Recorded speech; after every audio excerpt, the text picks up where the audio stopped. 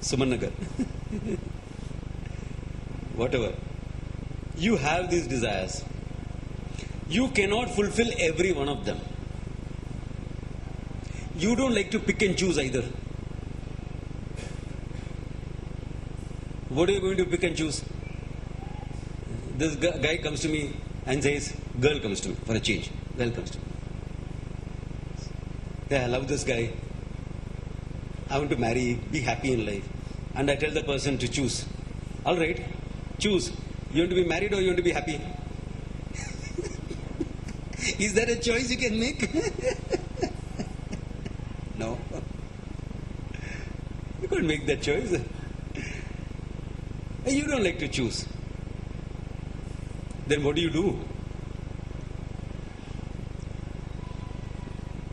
Vyavasayatmika buddhi is getting in touch with your priorities. Now the word priorities has been used in many senses. Work priority. See what you have to do first. Okay. I am looking at it slightly differently. I am looking at it as the need behind the desire.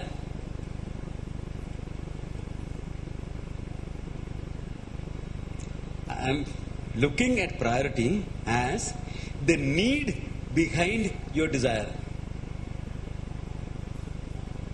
This person comes to me and says, Samji, I love this girl. I say, very good. Love is beautiful if you have found it. It's not an easy thing to have. If you have found someone to love, that's great. You want to get married. Huh? Sadhu hai na? Why? Sir, because I love. So love, na? Love the person. I mean, love is what you feel, no? No. Good. When you want to get married? No, but if you love, everybody gets married, no? Huh? Everybody gets married. Look at me. I have not got married. I love a lot of people. I don't get married. Why? Sir, but Samaji, my parents want me to get married. They are already married. Why should they want you to get married? Sir, it's norm in society, no? So are you going to follow society norms? I thought you were a big rebel. All your teenage life you've been rebelling. Abhi kya ho gaya? Why? Then I turned around and asked the parents also, why did you get married? Maybe you can explain to the kid then why they should get married. Why did you get married? I don't know, because my parents told us. Why? Look at it. Getting married is a desire. Why?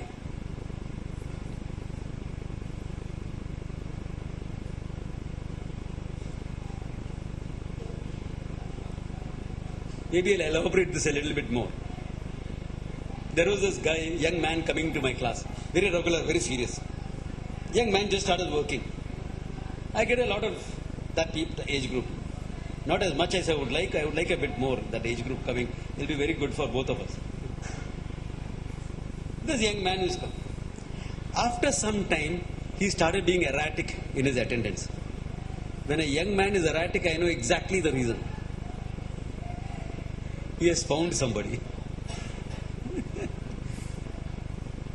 These are all very sadhus infer things, okay?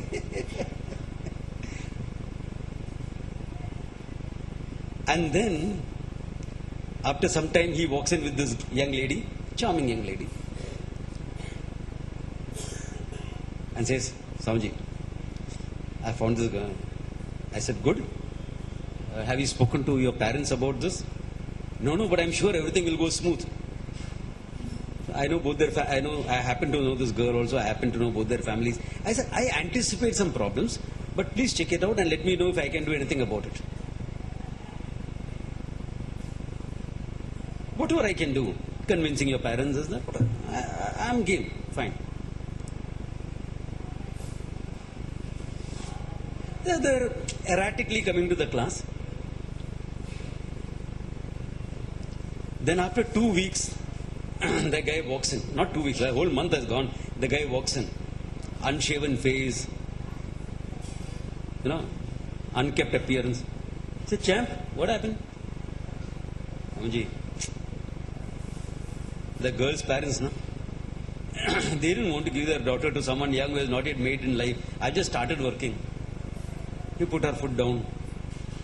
They put their foot down. The girl didn't want to disappoint the parents.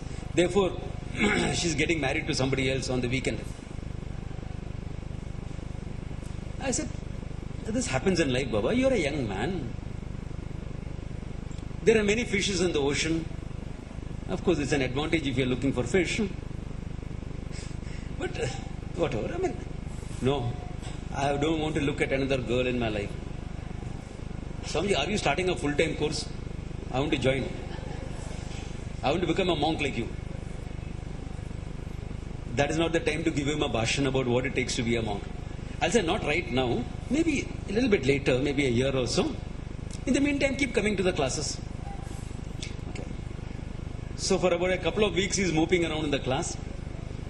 No, after that, of course, he starts shaving again and back to normal. Then one day he walks into the class. And in his hand, he has got a bunch of covers with all the haldi at the 4 corners. And I see that. And I say, champ, remember you had told me about this full-time course that you wanted to join? But yes, that's true. But before that, I want to say something. I said, what is it? I'm getting married. You must please come and bless me. This character, he had shown eternal loyalty to the memory of that girl. He had said he'll never look at a girl in his life again. What happened to him?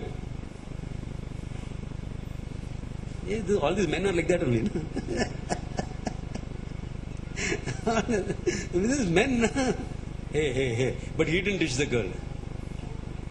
I don't blame the girl either. She couldn't stand up to the pressure. Come on. Have a heart. I don't blame anyone. This is a situation. People chose to behave in what manner they liked or what manner they could. If they are better empowered, they would have behaved differently. Now what happened? In these few months, you mean to say he has completely forgotten that girl? Nobody forgets their first love, right? Many people are afraid to say yes or no because their partners will ask them at home.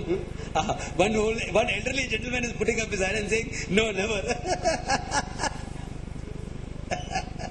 It is true. Nobody forgets their first love. But you can't say it because that may not be the person you're married to. And that's okay. How do you know that he or she was also your first love? You are not the first person in there. That's okay. That's perfectly fine. What I'm trying to say is, this man, that person,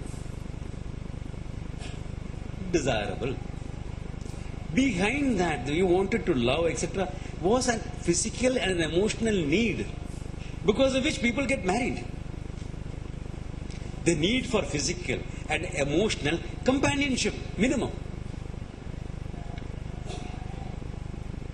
To love and nurture each other, to form that emotional bonds, which goes beyond the initial romance. It goes beyond that. It's nice to be romantic, but it's more important to find a deeper sense of bonding and commitment. Candlelight dinners are easy. They only cost some money. But when somebody is not well and you're looking after them day after day, that it requires a deeper level of bonding than just candlelight dinners. And that is a human need, to love and be loved. That's what I'm talking about, priority. Behind you loving somebody, behind everyone wanting a boyfriend or a girlfriend, youngsters in college, beyond the peer group pressure that makes them have someone of convenience. There is this priority that is hidden in their hearts, that you need this. Similarly, everyone gets an education. As for what? So I can work and find a job. For what? Swamiji, I want to make money in life. You want to make money? How much do you think you will get if you pick up that job? Starting 15, 20,000 rupees. Good. You want to make 30, 40,000 rupees right now? Without any education, nothing? Yeah, open a pan BD shop. You'll make it. I'm not joking.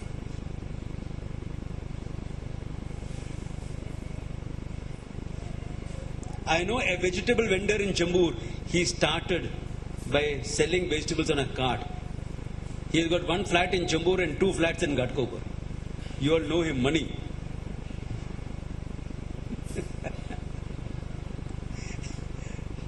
Many of our children struggle to do that in spite of being engineers.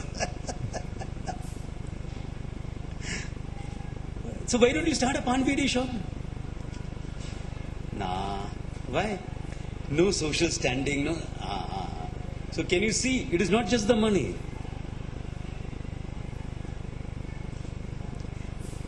It is a social standing that you want. The respect of peers. These are the hidden priorities. Financial independence. Who doesn't want it at any age? What gives you financial independence? You have to decide.